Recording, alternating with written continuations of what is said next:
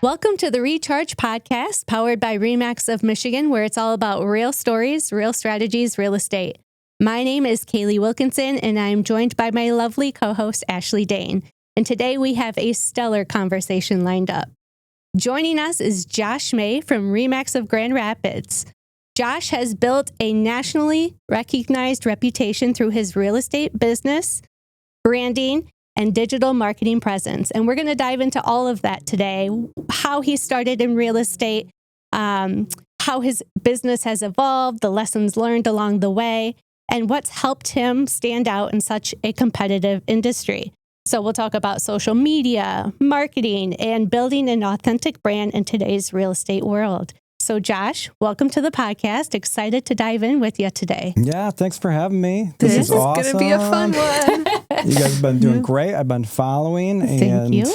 You know, anytime I get a chance to chat about the brand, it's exciting. Mm-hmm. I feel like I bleed the brand. I mean, essentially you do. So, I mean, everybody knows the Josh May Realtors is a very respectable name in West Michigan. Yeah.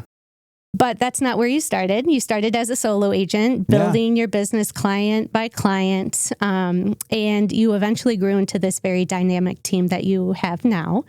But let's start at the beginning, if you will. So from what I understand, you studied city and regional planning at GVSU. Yeah. Go Lakers. Go Lakers. How did that lean into real estate? What was the bridge there?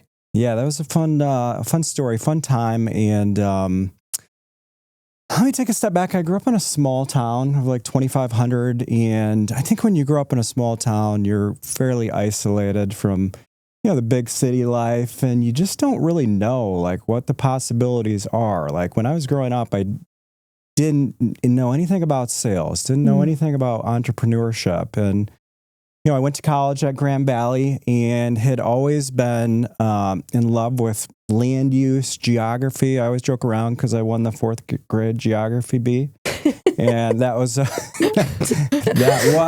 you know, one of the reasons I picked my degree. I just love land use, traveling, understanding cities. And, you know, it was about 2 to 3 years into my degree. One of the requirements of my degree was to go to an internship. And I started to ask around, and there was an opportunity to work for REMAX Commercial in Grand Rapids, which I wasn't really sure if that aligned with my degree. So I got with my professor and said, "Hey, can I, go sell real estate and maybe understand development, understand what developers are doing, commercial leasing." I mean, honestly, it's kind of a perfect fit. I didn't really know what I didn't know. So I was like, real estate, what is this? So I jumped in, and this is when I was a junior in college, and I still continued on to get my degree.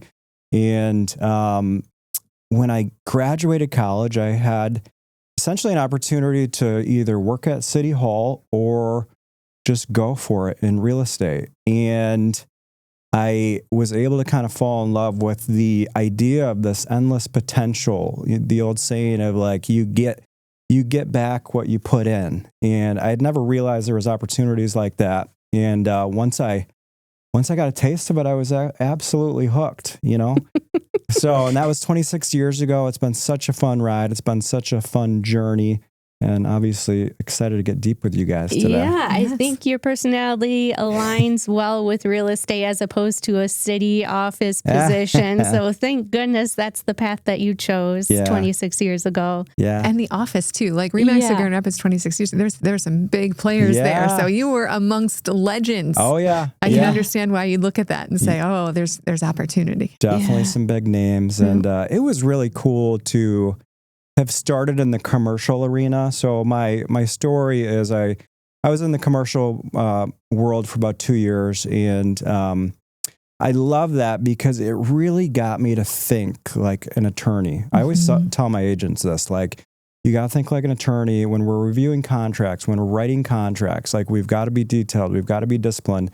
And the commercial game really like taught me the importance of these details, like the finer details, which I think gave me an edge in the residential market, because I think, a lot of residential agents don't go into it with that detailed mindset. Mm-hmm. So it was really helpful to shape, my career. But then what I realized, this was 26 years ago, I'm just going to be transparent. Being a 21-year-old commercial agent in Grand Rapids is not easy. Right? No. I'm thinking and the patience, the length of time it takes to get a deal together. Your whole internship, you may not have made $1. I'll never forget. Never forget when I worked for like 6 months on a large commercial lease, and this was like AT&T back in the day, and I was like 21. I'm like, oh my gosh, this is going to close. This is going to be my first paycheck. I've worked on this for 6 months, and then AT&T corporate comes along and says, you know what, we're actually not going to do this anymore. Crushed. It was a crush as a 21-year-old. Obviously, you get really excited about the income and but I digress. The thing that I realized was at a young age, the population of Grand Rapids is very young professional oriented.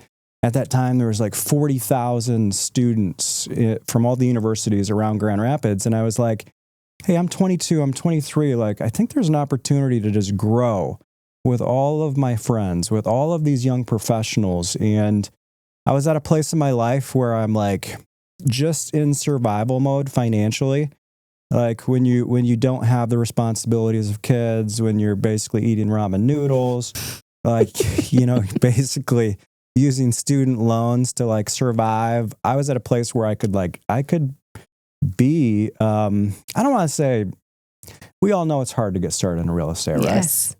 I was at a place in my life where I was willing to accept that, and I could deal with not, having a lot of instant money, which is sometimes what it takes in real estate. Like, you have to go into it with the mindset of like, this is going to be very difficult. It may or may not be financially lucrative in the next 6 months, but the quicker that you can plan for that mentally, the better. Mm-hmm. I think that's where a lot of agents struggle, is because, they get into it thinking it's going to be easy. It's going to be quick.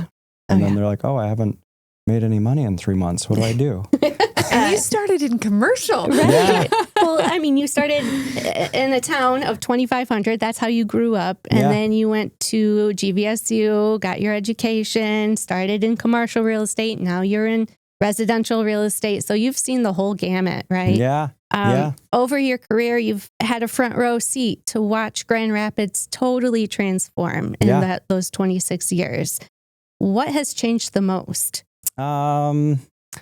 Well, I would say the emergence of, the downtown district itself. When I came down to Grand Rapids in 1997, I think the Van Andel Arena had just been put in. There was no DeVos Conference Center, whereas we're today obviously a very philanthropic place. And all of these, the soccer arena, the amphitheater, like, it's so fun to see Grand Rapids become a destination. I always say, obviously, it's the second largest city in the state of Michigan, but obviously I'm biased. I think it's the best city in Michigan. I think a lot of people feel that way because, you're 30 minutes from the lake shore. You can have the suburban feel if you want. Like, I live on an acre and a half in a great school district, but it takes me 10 minutes to get downtown. Mm-hmm. Such a convenient place to be. Mm-hmm. And just to see the growth of the years has been amazing. Mm-hmm. I think it's cool because I was talking to my team about this the other day. I'm like, guys, don't take this for granted, right? Yeah. Because I think that sometimes we can get caught in, we're in a great market in Grand Rapids. It's been thriving. It's been busy. And you hear other parts of the country are struggling a little bit. You go to Houston, you go to Florida. I mean, some of these agents are navigating, my home is worth $100,000 less today than it was 3 years ago. So I told my team yesterday, I was like, listen, we got to be aware that we're in a great spot. Yeah. We have a great city. People want to be here, and we can't take it for granted because sometimes you just get used to it. But I do feel like we're very fortunate to live in a great city. You are. And it's a very diverse city, both culturally, but age-wise. I mean, you still have those young professionals, but you have families and boomers and all that in between. So you are in a sweet spot, and good for you to take advantage of that and really embrace it. Thank you. What patterns do you trust more than headlines? What market patterns do you trust more than headlines? Yeah. I just go back to, I don't really focus on the headlines too much. I think the national headlines can definitely be dangerous, because I just got done kind of chatting about how we're such a localized market in West Michigan. But I honestly always go back to, like, when you do this for 26 years, there's always going to be ups and downs. Like, when I started in this career, I was selling, $19,000 houses that would take 6 months to sell, because I was working through a short sale. And like, that was the norm for me. And you start to normalize things and just work through a market the best you can. So as far as like what we try and focus on is, we know that people are always going to be buying and selling. Yeah. And the one thing we talk about all the time is, we're going to outwork everybody, and we're going to take market share. And I feel like it's so basic, but it's so real, because I just know how a lot of realtors work. I know there's 4,000 realtors in West Michigan, and I think there's an opportunity to outwork people. And if you keep doing that, you don't really need to focus on the headlines. You can keep leading in any type of market, and that's just really what we do. So we stay positive, we stay optimistic, we keep our clients positive, I keep the team positive. Like, there's really never any, hey, this is really tough. Like, we just don't buy into that.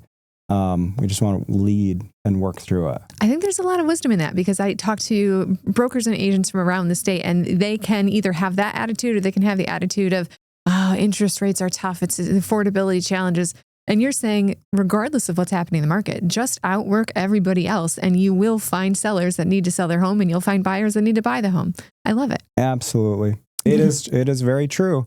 When times get tough, people have decisions to make. Yeah. And, there's some agents that are going to step back, and they're going to kind of sit on the sidelines, and they're going to maybe be a little bit uncomfortable putting in that type of effort, whether it's social media, whether it's prospecting, whether it's having, conversations with your past clients. And then there's going to be the people that are consistent. They show up to work every day, and they're going to lead the charge. We just want to stay in that arena. Yeah. That's the goal. That's 100% the goal. Yeah. Step one, outwork everybody, be consistent, be disciplined, and be committed. The rest is going to fall into place. And you are working in an industry that is ever evolving and ever changing, and you are very client forward facing. Yeah. You do have a team, obviously, but I feel that you are very involved with your client experience too. So what advice are you giving your clients today that you weren't necessarily giving 5 or 10 years ago? What's changed there? Yeah. No, it's a great question. I mean, one of the things that I have loved about this business is, I feel like now we're at a spot where I can really define how I want to work in the real estate space. And I have always been I've always kind of sat back and like just watched what other realtors are doing. I learn from people's wins. I probably learn more from people's mistakes, to be honest with you, because I'll see people like, they'll try and start a team, and then they'll remove themselves from the team, or remove themselves from production, and they just think it's all going to work because that's what somebody told them to do. And then unfortunately they're crash and burn because it's financially not, sustainable. So I guess where I'm going with this is, I am very much involved in the business, and I think it's really important for a number of reasons. I want to be able to lead by example for my team members. I think that's critical. I want the agents to see me working just as hard as them, if not harder. I want them to see the discipline, the consistency. I want them to see that I'm in it. And I definitely want my clients to feel that and see that also. And I did start to fall into this trap a little bit about 7 years ago where, I thought the logical thing to do is maybe slowly try and step away or these leads come in and they're like, hey, Josh, my sister wants a house. And then I'm, just giving them away. It's a very slippery slope that you got to be careful of because, the minute that all of the work that you put in for 20 years, 25 years, the minute that your bread and butter, your golden opportunity of past clients think that you are just not in the game, or you don't take that referral seriously, or you're just passing it along, is really the moment that I think your business can go backwards. Mm-hmm. And I felt it a little bit, and I was like, okay, we got to make a change. Course correct. Not doing this. I'm going to be involved. I'm going to lead, and my business is going to be defined by, I'm going to do as much as I can. I'm not going to, overwork myself 80 hours a week like I used to, but I'm going to be involved. I'm probably going to be a little bit more heavily involved on the listing side of things. I'm going to commit to working with higher end buyers. When referrals come in, the agents on my team are going to be so good as me, that I'm going to get on the phone with the referring client and talk about our team and let them know how great of hands they're going to be in. I'm going to keep them updated the whole way. And that's how we're going to continue, the referral train to come in. So I think we went off track a little bit. No, but I think you genuinely enjoy doing what you're doing still and love it and have a passion for it. And you're almost like a mentor to a lot of agents now too, in that regard. And so there's a lot of respect there. And if you're still enjoying it, enjoy the ride, right? I do. I mean, from a client perspective, the whole game has changed once I really went all in on like being full service, like maximum experience that a buyer and seller are going to get. And that can be anything from wow moments to, sending, just any helpful person along the way that can help my clients, that can really remove the stress from their equation. And, I do that a lot. Like on the listing side, for example, my I don't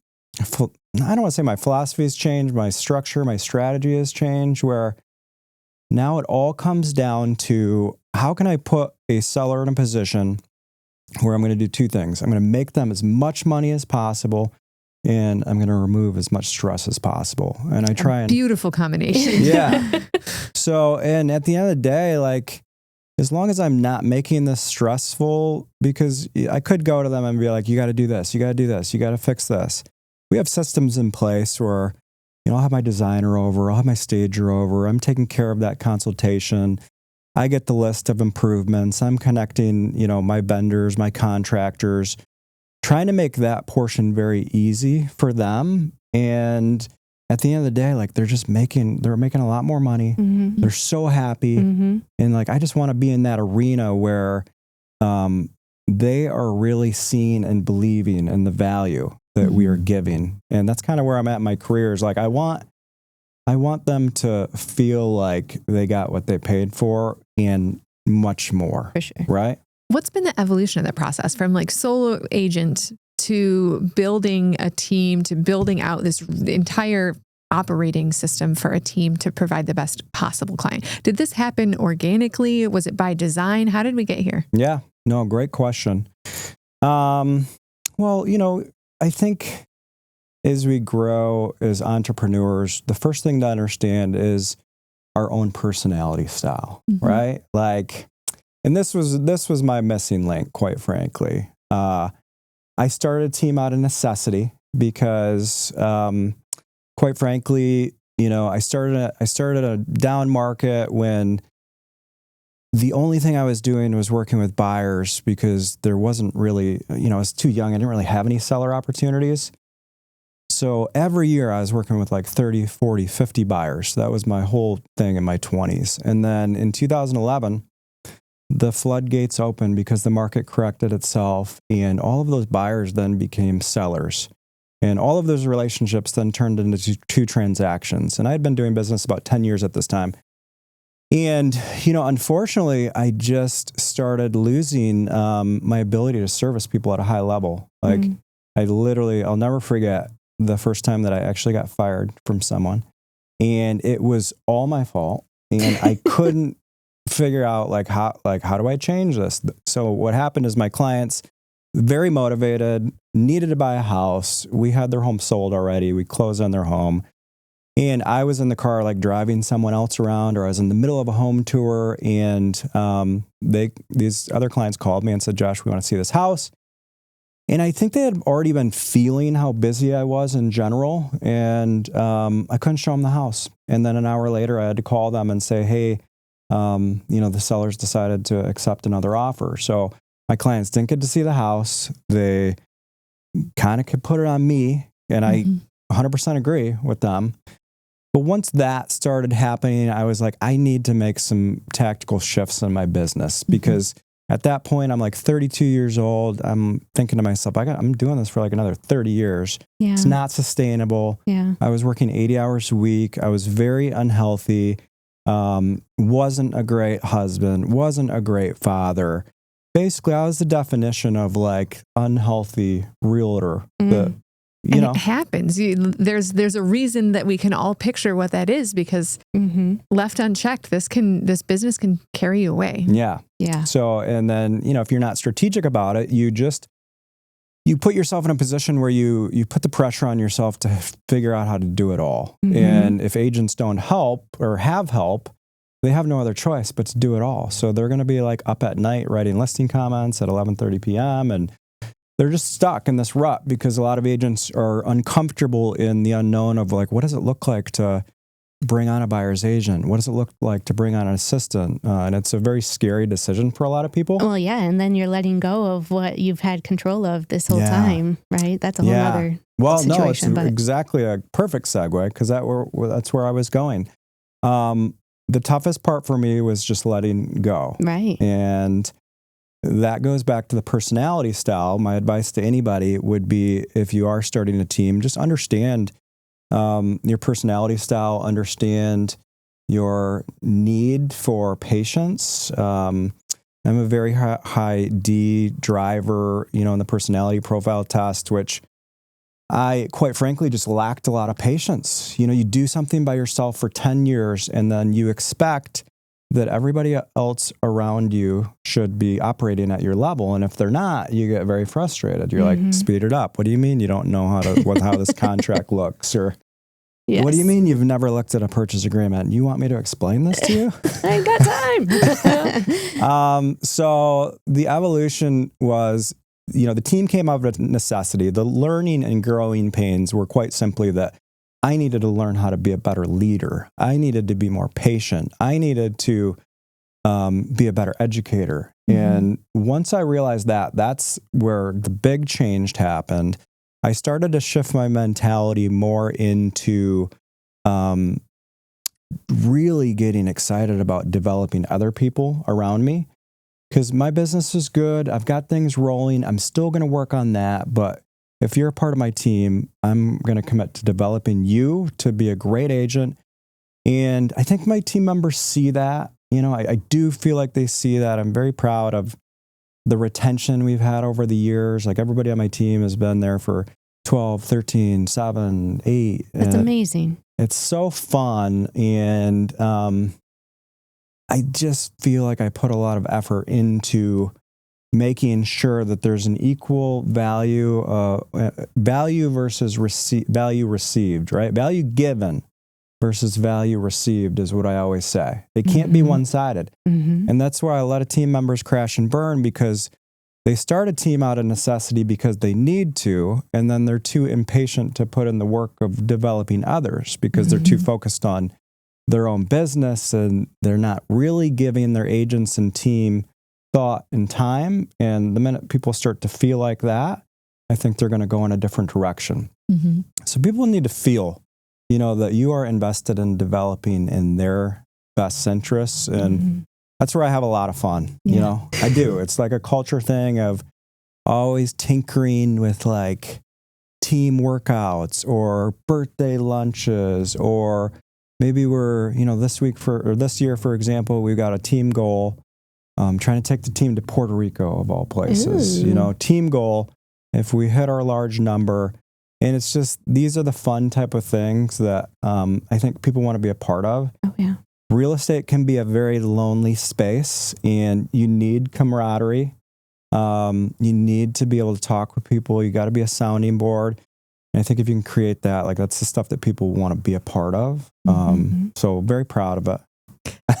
It's a remarkable team. And just to give our audience a little bit of context here, over the course of your career, do you know what your numbers are? Do you know what your lifetime volume and transaction unit count is? Yes, I do. So we're just over 2,000 transactions, and we're just shy of the 750 million mark. Josh. Yeah, and I think it's pretty cool, right? Yeah, very cool. So impressive. It feels like you've moved like half of West Michigan at this point. It's so much fun. We're gone in for the B, or the billion number. That's going to be a couple years away, you know? But honestly, that's within striking distance. It is within striking distance. That's incredible.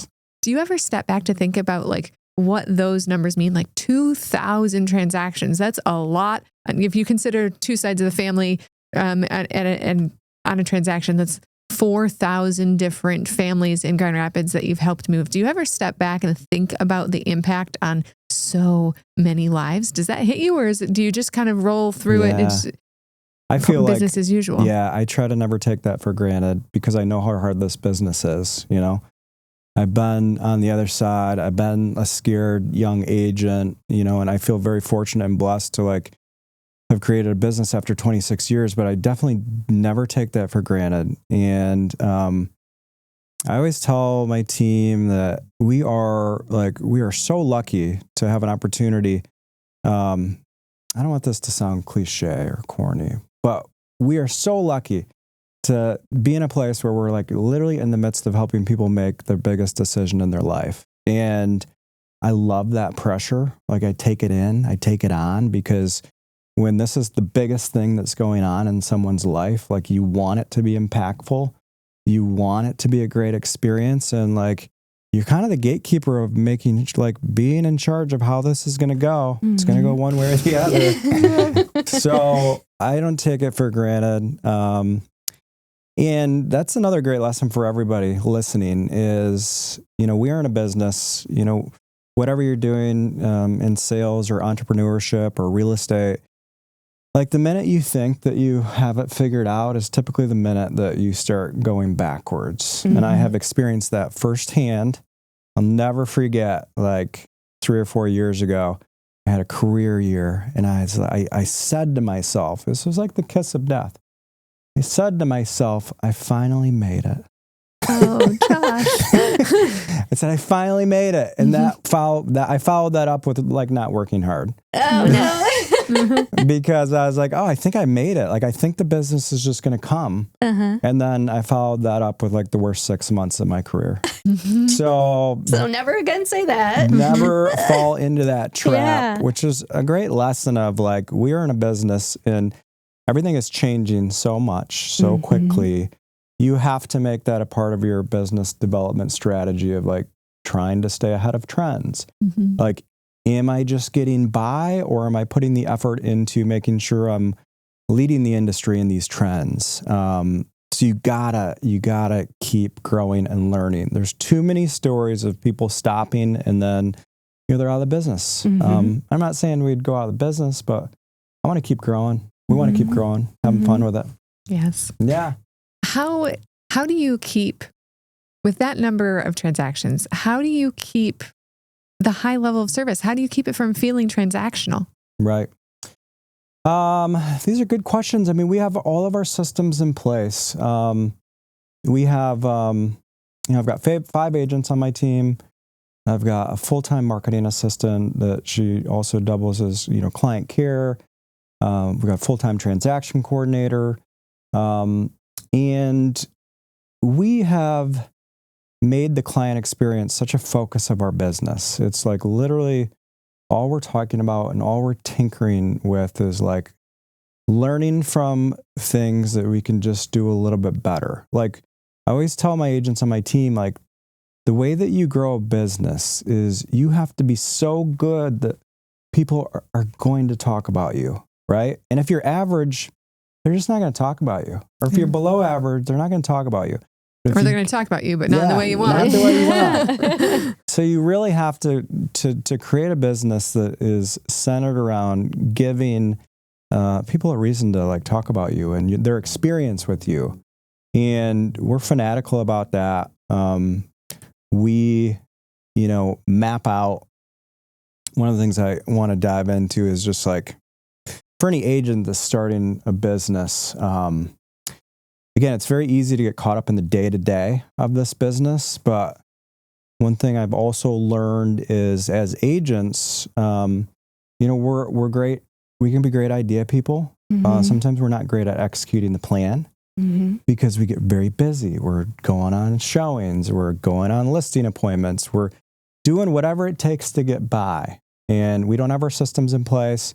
And before you know it, all those ideas that you said that you wanted to do, like nothing actually happened. So we have made an absolute commitment to not only like our current clients, give them the experience, but like all of our past clients, all of our sphere, like we have our entire year mapped out in advance with our annual marketing plan. And as a team, we sit down, we map out the roadmap. We look at last year. We say, hey, what worked? What didn't work? How do we want to expand? So it is down to like, we'll have all the client events planned out. We'll have our monthly touch points planned out. We'll have our holiday cards. We'll have our Living in Grand Rapids video series. Like you name it, it's in a plan. And I love the organization there. That makes my heart so happy. I think that if anybody can get anything out of this, that would be one of my top recommendations because I've been on the other side of this. And when you're growing a business, you certainly have to look at it as a business and you need to do things a little bit differently. And you need to set time aside to be strategic about your growth and your consistency. And I've just learned, I'm a little bit of a creature of habit when it comes to that. Like if it's in writing and I'm telling my team, like nobody is letting anybody slide on this stuff. Like my assistant Katie, like we just have this plan. Like you're not letting us slide. Like even if it's really busy, like we're still doing it. This is non-negotiable. So we just really don't miss things like that. And it's been really fun just because now as a team, when I'm talking about like these monthly touch points, we're all doing this together, right? We're coming up with unique ideas, February, or it might be like market analysis month. March, we'll do like a fun March madness bracket. We just did a pizza night last night. So we're also not the realtors that are like super pushy about, hey, give us business. That's not really our style. Our style is more like, let's just stay top of mind as much as possible.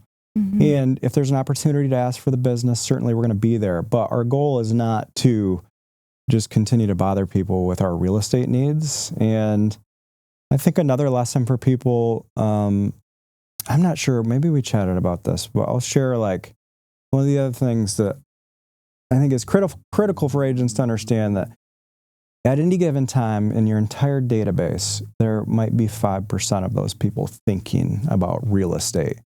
So when we're doing marketing, we can't market to that 5% and make that all of our effort. Our message has to be marketing to 100% of our clients, and 95% of those clients, they're not really thinking about real estate. Like we want them to know that we're in real estate, but we don't need to push them on, hey, when are you going to buy? When are you going to buy? We don't need to do that. Like we just need to be the expert. We need to stay top of mind. When an opportunity comes across, you're just going to have watched our video. You're going to think of us. You're going to send us a text. And that's really where we want to be in the marketing space. And to your point, you keep mentioning like you want the client to have an experience with you and your team. It's not just transactional. And you do that in many, many different ways. And you get people talking about you and your team in a very positive light. And your reputation is not just local to West Michigan or Michigan. It's nationwide now across the REMAX network. You're consistently a diamond level team. You are a REMAX influencer. You have been recognized regionally with the REMAX of Michigan Spirit Award. Yeah, that's cool. And production awards are great and they're wonderful and they get your name across the board. But the REMAX of Michigan Spirit Award, if we can dive into that, that's a totally different type of award. And for those that are listening that might not know, the Spirit Award is the top award that any REMAX agent can get. And it's awarded annually. But it recognizes the heart and soul behind the person doing real estate, and it embodies the REMAX values to a T. And Josh has been the recipient of that. And I just want to know from your perspective, what does that kind of recognition mean for you? Yeah, what an honor for one. And it's interesting. I'm not much of an awards guy. Like sometimes you walk into a realtor's office and they have like 50 different awards. That's not me, but I save a couple of them. And I don't throw anything away. Don't get me wrong. I don't take it for granted. I just don't need an office filled with everything. But like I have got like 3 or 4 in my office that have meant a ton to me. And obviously that Spirit Award was one of them. And I don't know, like one of the things that makes me really proud about being with this brand is I'll just never forget, like when I was making a decision when I was younger, there was this internal feeling of like, hey, I'm getting my degree and I'm literally just spent 5 years, took me a little longer. I just spent 5 years like getting this degree and I'm like not even using it. I'm not going to use it. I thought I wasn't going to use it. Still use it plenty in real estate, but where I'm going with this is like, you spent all this money on college and you didn't really get what you thought you were going to get, which was like going into this job and you're ready to go. And it was almost it wasn't a letdown. It was like, if I'm going to do real estate, the one thing I want to make sure that I'm going to do is I'm going to align myself with the most productive agents and the most professional agents. That was really important to me. And I say those two things all the time because those two things have not changed in 26 years for me. So I started to do some research and luckily I had stumbled into REMAX commercial, but I started to do some more research and started to realize that, yeah, like REMAX agents are actually the best. REMAX of Michigan agents are actually the best. And it's not even close, right? And we are in these professional office spaces and we're doing things differently and everybody's taking this seriously. There's a number of ways to do real estate. So getting back to the Spirit Award, like I've always been a little bit of a creature of habit and I'm very proud to have stayed with the same brand for 26 years because like that is like, I find a lot of life enjoyment out of that consistency. And I've never had to make a change because REMAX has always been the most productive and we've always been the most professional. And I feel like we've been, a group of agents that's always helped each other out. And I just wanted to buy into that culture. I wanted to be involved and I wanted to see like how these relationships with REMAX could in turn, grow my business. And after all this time, I don't want to say that I feel I have a duty. That's not the right word, but I'm honored to be in a position where people would give me this award or people would ask me, because that to me spells like, hey, we have been consistent and we have been with the brand for a long time. And we are very proud of that. And we are 100% committed to taking a leadership role within the brand because we want to see it succeed and we want to help lead the best. And I'm just on board for like when somebody asks me to do that, obviously, you guys asked me to do this. I'm happy to be here because I want to share like the real stories and I want to be proud of the brand and I want to share my experiences. I want to get people pumped up. I want to help coach other REMAX agents around the state of Michigan. Like I'm an open book. Anybody can call me anytime, text me anytime, and I'm happy to help in any way. And you are an open book. You do things the right way, the professional way. And REMAX nationally has recognized that as well. You are a REMAX influencer. Yeah. What does that mean to you? Yeah.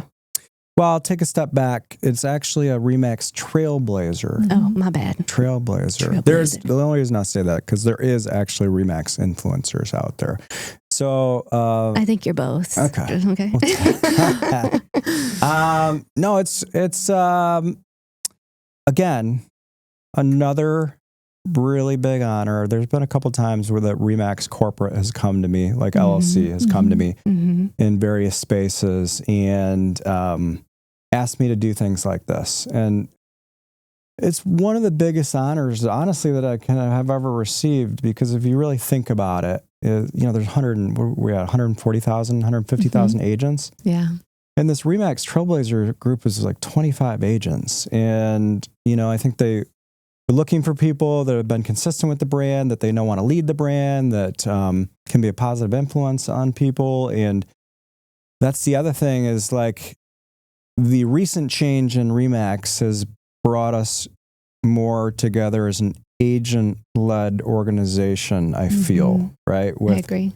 With a lot of the leadership, they're getting the agents more involved in leading the brand, because it can't just be, corporate saying this is what we should do or this is what we shouldn't do. So the Trailblazer Group is a group of people group of agents from around the country that we're giving our input on things. We're being real with what we think the agent experience is all about. We're being real with leadership about how tools should be and can be used. Is this going to make sense? Does it make financial sense? Is this going to be used? Anybody going to use it? So when I look at it, I just use my years of experience as like, is this going to be an efficient use of an agent's time? Are they going to buy into this? And I'm just helping shape that a little bit right now, which has been awesome. It's fun that you get to put your voice into that. Yeah. I love that you're contributing. I love that they're listening. Yeah. Well, and it's like we've all seen the ups and downs, and there's been some mistakes made. And I think, I don't want to go back. Can I go back to the bouge debate? Go right ahead. I mean, this was just a hot topic with REMAX for a long time. And it was, I think it ended up being a big bust, right? And there was a lot of agents that put a lot of time and effort into that from around the country. And my focus is on making sure that agents' time is well spent. And we're not making decisions that are going to put somebody in a position to learn something from 2 to 3 years, and then all of a sudden it's either not used or taken away. So I'm like sternly against that. I think it's very inefficient practices. Yeah.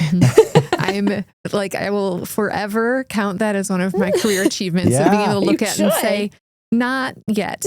Yeah. Not yet. That's so cool. REMAX of Michigan, obviously you guys have done a great job about being cutting edge with these decisions and protective when we need to be. Yeah. And I heard, nobody in Michigan was dealing with this because we weren't dealing with the implementation of the CRM. But I was communicating with a lot of REMAX agents from across the country that are making this their business and spending a ton of time and effort into it. So I want to help make agents as productive and efficient as possible. Take out all the fluff, take out all the unnecessary items, and focus on things that you're really going to utilize and make you better. And to an extent, top producers have some type of responsibility. I mean, you have a lot of people that are looking at you, admiring what you're doing, trying to mimic what you're doing even. What do you hope that when a REMAX agent looks at you, they see? What do you hope that you are embodying with your career? Yeah, no, it's a great question. I have always enjoyed being a contributor and being in the space of I genuinely enjoy helping agents because I feel like I know what it takes, and not in a overconfident way. Yeah. I know how hard it is to really get going in this business, and I know the mental toughness it takes.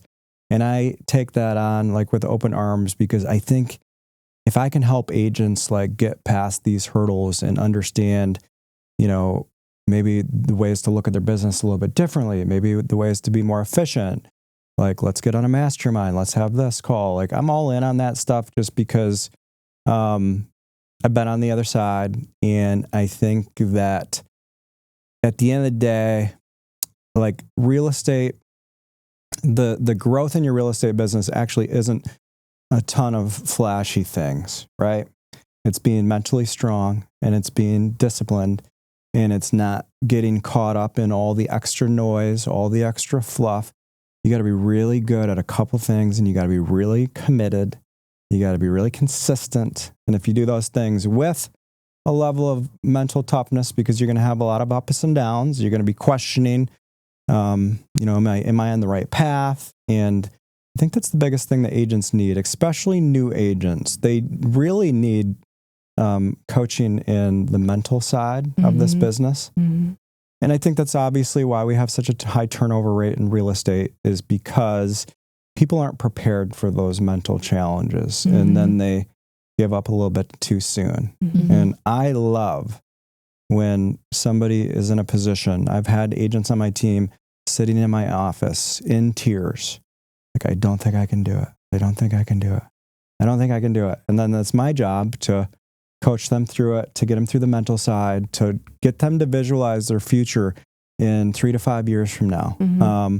Get to understand like how much you will be rewarded if you get over this hump, get over this hurdle. You'll be so thankful. So that's the stuff I absolutely love chatting about. That's amazing. And there's many different real estate agents, many different personality types, many different ways to conduct yourselves. Some people don't share much. They build their empires and they run it. And then there's others like you that want to share and want to not just work with your team and mentor your team, but the broader REMAX network in Michigan, the broader REMAX network across the country. And as a result of your sharing and your openness and the wisdom that you're sharing, you've built this reputation. And then this reputation has led to just an incredible number of referrals of when somebody knows that there is a family moving to West Michigan, Josh May's the guy that you've got to talk to. I guess 2 parts on this. When did that sort of start to evolve and where is it at today? Like what percentage of your business is coming from these incoming referrals? This has been a really fun, I don't want to say shift, because we've always been involved in like going to conferences, meeting agents. Yeah. But I think a couple of years ago, we started taking it more serious. Like I needed to be strategic about it. I wanted to make this a real focus on, growing our income, and there was a real opportunity here. So we just built some systems into how we're going to connect with agents across both the state of Michigan and the country. And, I am pretty fanatical about keeping those agents organized. I think one of the issues that a lot of agents have is we meet agents and we don't treat those agents like clients. We don't put them in our CRM. Like I have an entire agent database built out in my CRM because I don't want to market to agents like I want to market to my buyers and sellers. And I might not market to REMAX of Michigan agents like I would market to agents across the country. So there's just a number of different systems we have in place that will try to get people to understand who we are and be the name. When they think about Grand Rapids, we want them to think about the May Group. Mm-hmm. And there's a number of examples of us. We had the REMAX of Michigan Fall Sales Conference. We hosted a May Group happy hour. We had all the agents in there. Everybody's really appreciative. It's not a huge spend. There's a huge ROI on that type of stuff. I did a little happy hour in Las Vegas at R4. I teamed up with a agent. Her name's Jessica Bellinger from the east side of the state. And we were like, let's do a full state happy hour. And it was like a 2-hour happy hour in R4. Didn't take a lot of effort, but pretty strategic with like who I was inviting. And I was like, I've never met this person from Texas, and come to find out she's from Michigan. And so now my wheels are spinning a little bit. Like I need to actually find all of the REMAX agents across the country that have roots to the state of Michigan. So I started to think a little bit along those lines because Julie from Houston, she's from Dallas. She grew up in Southeast Michigan. She needed to sell some property. Her parents needed to sell some property in Grand Rapids. We've already got that closed and done with. So it's just a tangible example of like, had a Vegas happy hour, met somebody, got a deal. So it all goes back to honestly just making the commitment and staying disciplined and being unique. I have a good time, like historically. I think agents like to be recognized for their efforts, and I'll send handwritten notes to, REMAX of Michigan agents. If they've hit, a big award, I'll pick out 100 agents and just send notes. And then I'll get the awards from REMAX of Southeast Michigan because I'm not connected with those agents. I'll figure out who's doing business over there. We'll send them a handwritten note with like a QR code to our Living in Grand Rapids page. So it's just thinking deeper, thinking a little bit more outside the box, but being consistent with that. And I love this point because it's not an accident. This is strategy. This is thought and execution. Yeah. It's amazing. Did I tell you the percentage? No, what is the percentage? I think I know, but what is this percentage? We are just shy of 20% of our business comes from agent referrals. How many of the real estate agents listening and watching this would die to have all the business they normally do and another 20% pay raise on top of it? Yeah. That is investment of time well spent. Yes. Thank you. It's been fun to see. And obviously it's led to so many more things. I mastermind with people from all over the country, all over the world. I have accountability groups, with top agents from all over the country. It's led to a lot of amazing relationships, a lot of collaboration. You need to surround yourself with people doing bigger things than you or working at a similar level, trying to grow. So it's not just the money, it's the, collaboration. It's the masterminds, it's the meetings. And that's how we grow our business is, surrounding yourself with people that have same ambitions and are forward thinking and are operating at an elite level. We should all be like searching for these people, right? Yeah. So I want to talk about your team. Yeah. So the May Group, it's a whole value proposition, right? You say you have 5 people on your team. Got 5 agents on the team. 5 agents on your team. Yep. And then Katie is yours. So Katie, can you walk us through what your team is? So we got 5 agents on the team. Okay. Abby has been with me for 7 years. Scott has been with me for 13 years. Ross Bacon's been with me for 12 years. We just brought on a new agent, Doran Colley, which is so phenomenal. I've known Doran for 11 years. She's been a REMAX agent for 11 years, but she just started with us a year ago. And then Katie's been with me for 8 years. She's our full-time marketing assistant. And then we've got a transaction coordinator, Carrie. And then I'd say we have a couple videographers on retainer that we use. So that's the team structure and makeup. And I just think, again, going back to the value, like, I'm not interested in starting or doing anything that people don't feel like they're getting something like if you're on my team, 1, I'm going to push you really hard. 2, I'm going to have a plan for you to follow. It's just, I'm not going to do something that's just going to be like, hopefully we figure it out. Right. How do you make that determination as to like who does what and part of the client experience? Yeah. All of my agents on my team are still helping both buyers and sellers. Okay. Katie is obviously focused on high-level marketing, high-level touch points, following up with our clients at a detailed level. Carrie's doing the same thing. The other thing that I am very much focused on, and I always tell my clients this, and I think that people can learn from this, is we also need to be careful not to create a business that confuses our clients, right?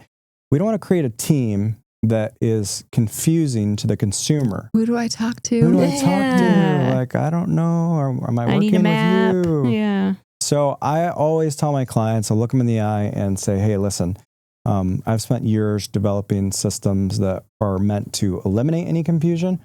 I want you to know that 99% of your verbal communication is going to be with me directly. I'm going to be in charge of establishing pricing. We're going to communicate that. I'm going to communicate with you on offers. We just have a lot of support to help. Yeah.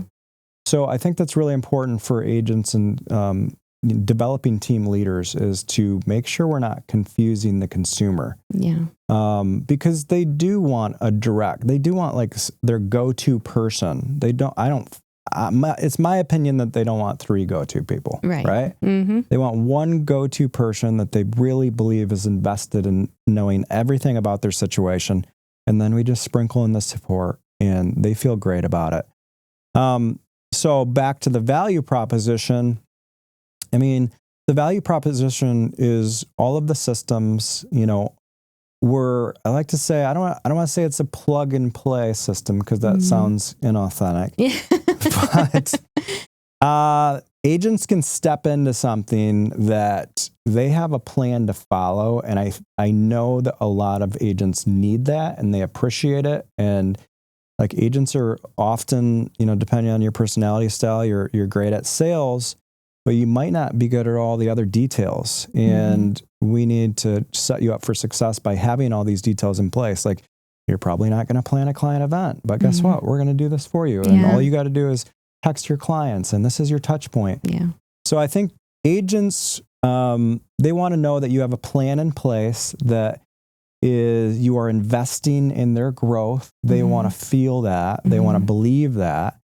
And that also comes down to like, how are you structuring giving your agents your time, right?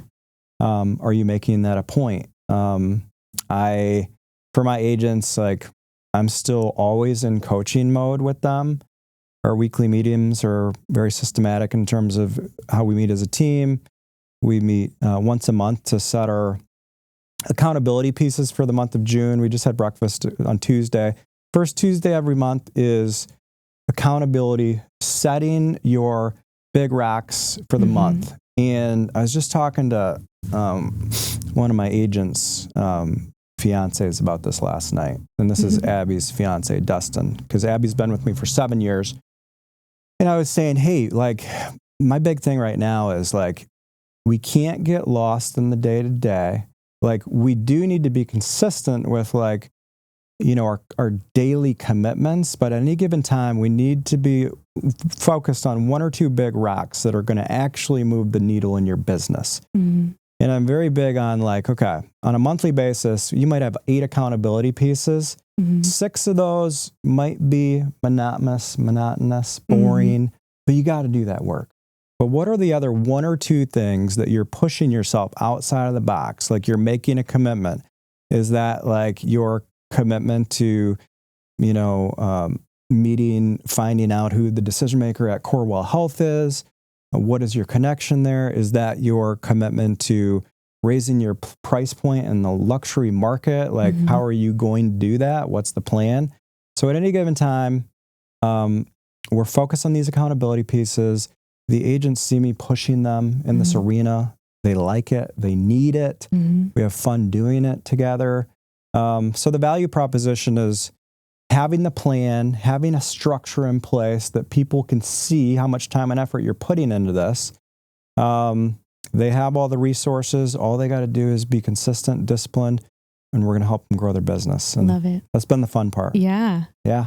That's quite remarkable to hear all of the different pieces coming together. Man, because it's true what you were saying earlier.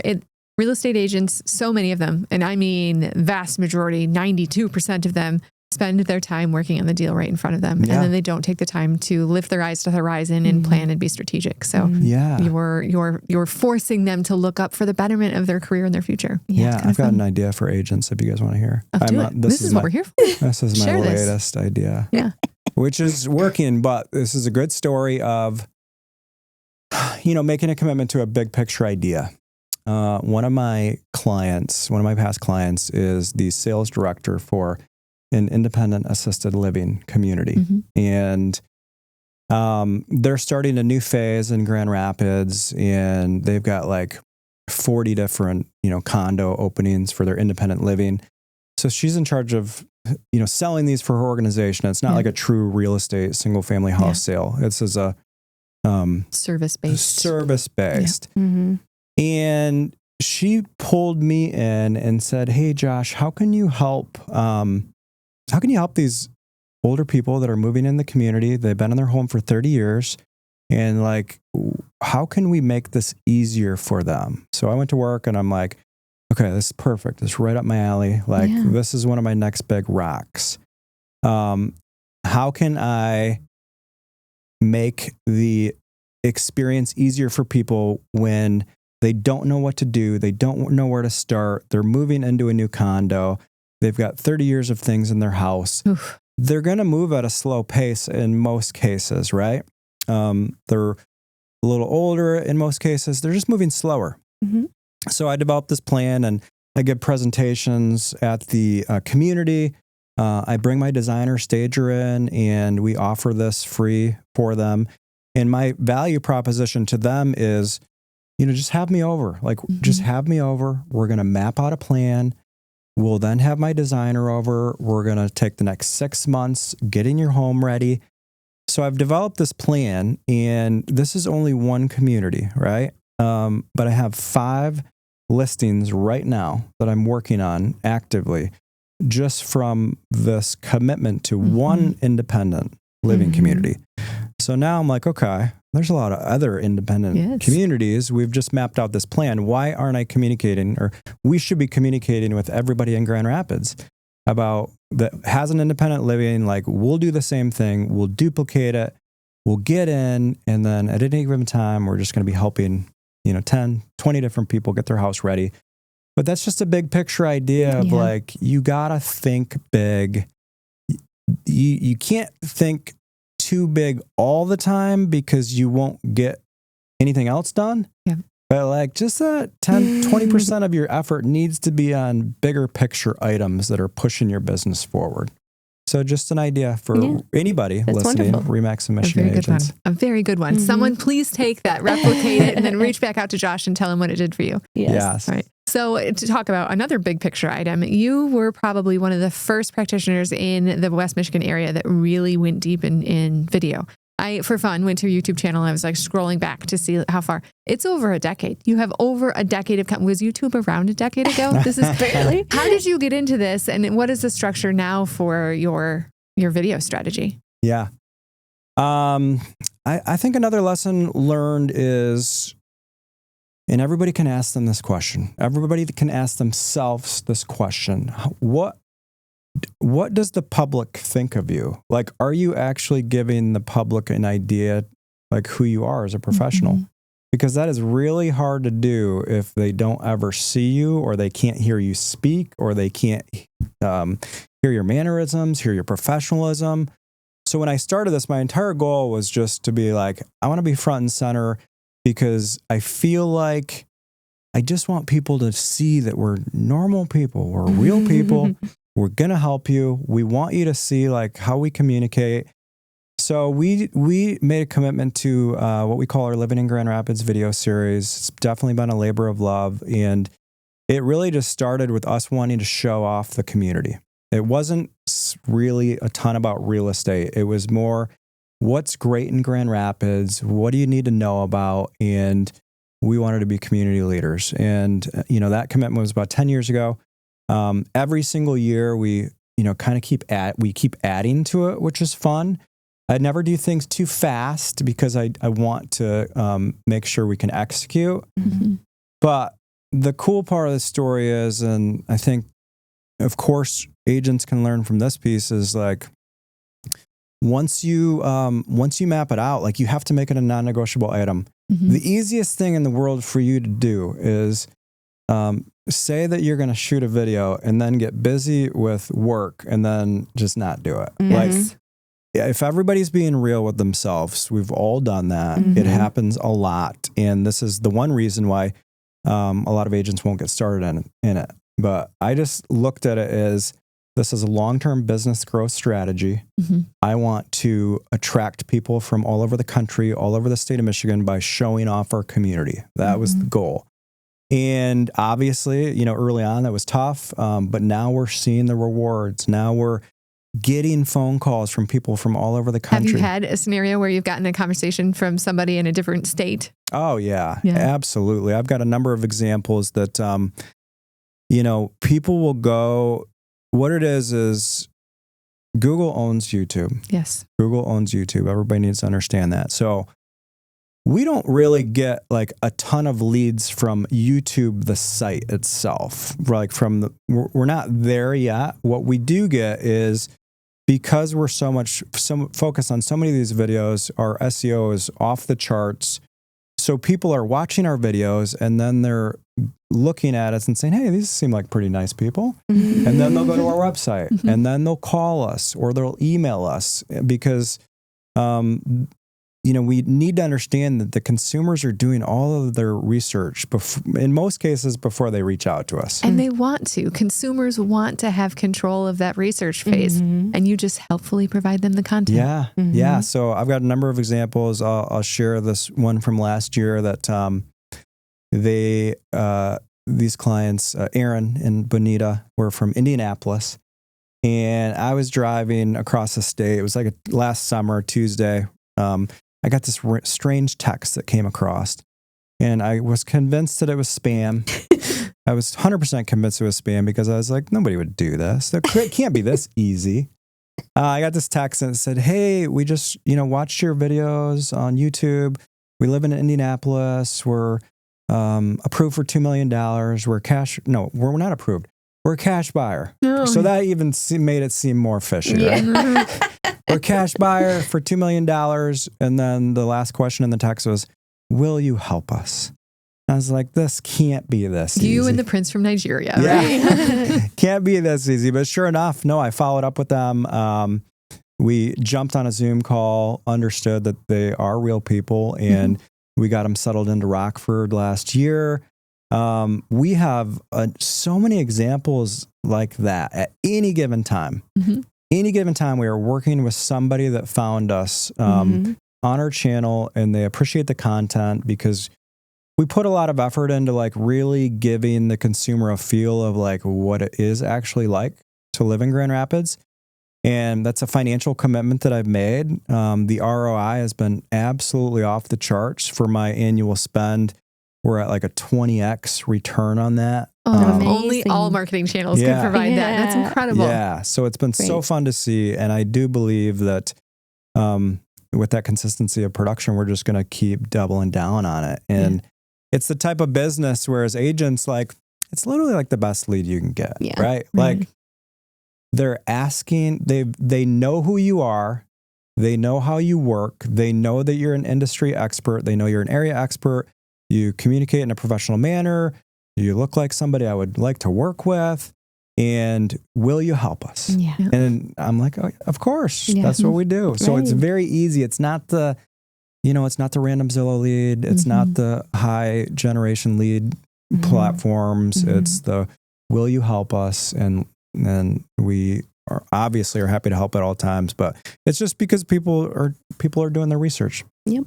I want to pull on that statement, even, will you help us? The consumers reaching out to real estate agents, will you help us?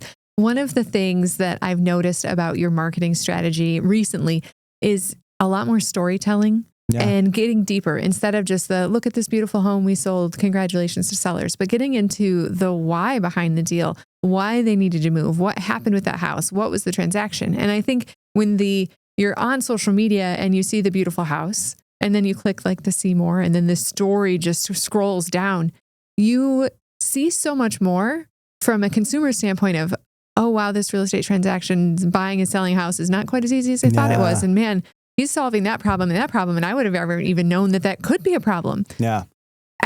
You've mentioned the word strategy so many times in this conversation. Yeah. This is it's a very deliberate strategy. Why did you move this route? Yeah. So well, two reasons. One, as an industry, I'm not a big fan of us making us look like our job is too easy. No, and it's not an easy job.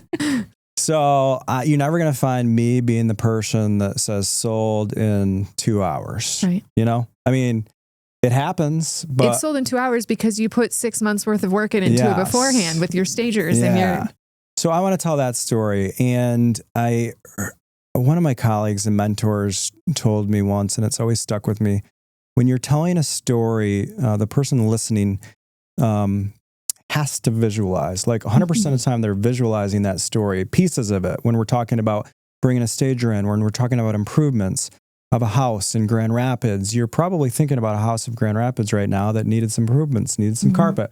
So the consumer has to visualize when you're storytelling, and they just get more emotionally connected to that. And it gives us an opportunity to really show off like what we do and how we're providing value. And yeah, like this wasn't an easy deal, but we worked through it. And here's the hurdles that we overcame. So we want the consumer to understand, like, we do put a lot of time and effort into this. We do invest in your well-being. And because we have this plan in place, you know, you listened, and, you know, and you just made a lot more money. I've got some people that have come to me as of late, and I told this story on Facebook. And they came to me, and they had been in their house for 30 years, original owners of this house, and they're in my farm, which I send some mailers to. And so I'm always selling the piece of like, it's really important to get your house ready. Like that's where the magic happens. Like if you want this to be a great process and you want to make the most amount of money, it's all about the planning. So these people came to me and they said, hey, we're hearing your message loud and clear. We get your letters all the time.